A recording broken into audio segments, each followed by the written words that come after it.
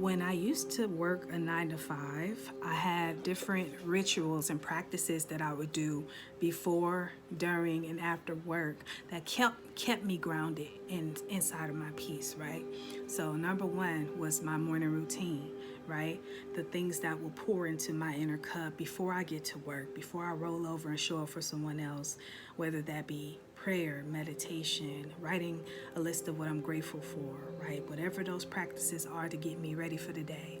And when I got to work or showed up for work, I made sure that my work environment reflected some of the things that I needed to be reminded of, like affirmations. I had an affirmation jar, different photos and colors, things that I could look at to remind myself of who I am, right? Remind myself that I am enough, because a lot of times when I would go to work, I was made to feel like I wasn't enough, right? So I have tools at the workplace that I can grab for when life starts to life.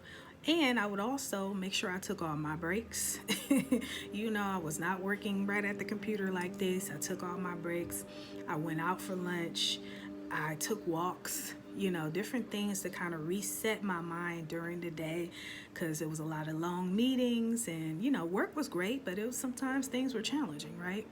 And then after work, I would, maybe drive to the water, to the marina, or I would do something to reset myself before coming home to work on my business or my purpose, right? So I would take a drive. I would go sit by the water. I would journal. I would rest, literally. And then I can come and reset and start working on my business, on my calling.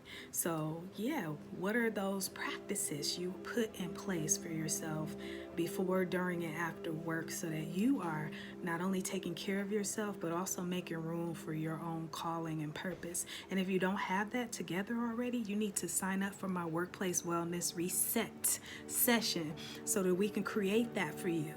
Okay? So the link is in the bio if you're curious about it. Peace, love, and light.